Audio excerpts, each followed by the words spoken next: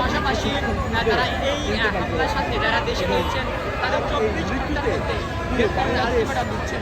দর্শক ছাত্ররা দেখতে পাচ্ছি চট্টগ্রামের 2 নম্বর গেটে ভারতীয় যে হাই কমিশনারের যে অফিসটা থেকে শুরু করে সেই সকলে স্থানে ঘেরাও করবে হয়েছেন চট্টগ্রামের 2 নম্বর গেট থেকে জিএসটি যাওয়ার যে সড়ক দেখাচ্ছে সড়কের একাংশ কিন্তু বন্ধ হয়ে আছে এবং তারা আজ ইনকিলাব মঞ্চের মুখে তারা স্লোগান দিচ্ছেন, তারা এবং তারা বলছেন যে তারা এগিয়ে যাচ্ছেন ভারতীয় শুরু করে ভারতীয় হাই কমিশন তারা ঘেরাও করবেন এবং তারই প্রস্তুতি স্বরূপ তারা কিন্তু চট্টগ্রাম 2 নম্বর গেটে এসে জড়ো হয়েছেন। আমরা দেখতে পাচ্ছি উৎসুক জনতারা সকলেই কিন্তু এই মুহূর্তে চট্টগ্রামের 2 নম্বর গেটে উপস্থিত হয়েছেন।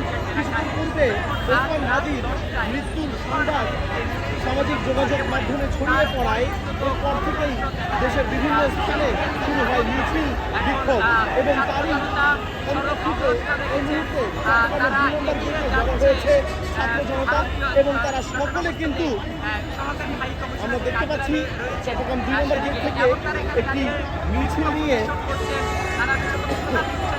এগিয়ে যাওয়ার পরিকল্পনা করছেন চট্টগ্রাম খুলশীতে অবস্থিত ভারতীয় হাই কমিশন অফিসের দিকে। জানিয়ে রাখছি যে গত 12 ডিসেম্বর পল্টনের চট্টগ্রামের সড়কগুলোর বিভিন্ন অংশ ইতিমধ্যে উত্তাল।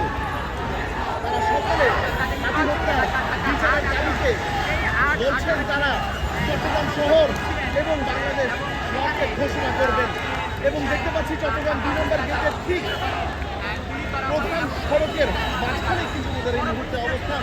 তারা এখান থেকে ভারতীয় হাই কমিশনের যে অফিসটি রয়েছে চট্টগ্রামের খুলশীতে অবস্থিত সেটি ঘেরাও করার উদ্দেশ্যে কিন্তু মিছিল নিয়ে রওনা হচ্ছেন চট্টগ্রাম 2 নম্বর গেট থেকে। এই মুহূর্তে আমরা তাদের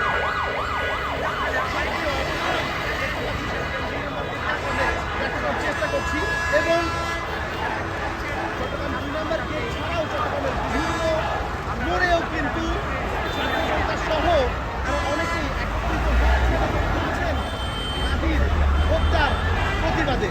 তারা বলছেন 12 ডিসেম্বর হাদিকে হত্যার উদ্দেশ্যে যে গুলি করা হয়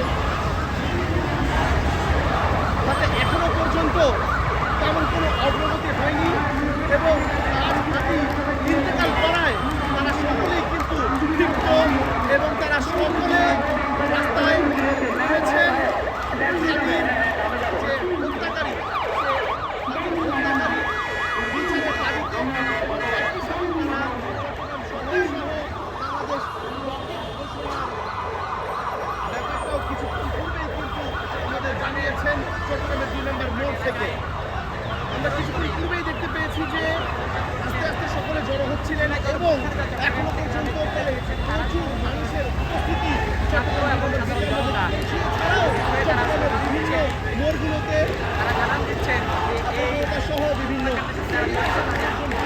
জড়ো হচ্ছেন।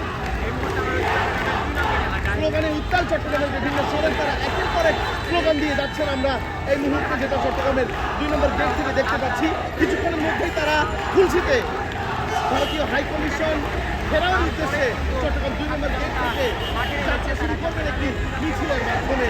চট্টগ্রাম 2 নম্বর গেট থেকে এই ছিল এখন পর্যন্ত আমার কাছে সর্বশেষ।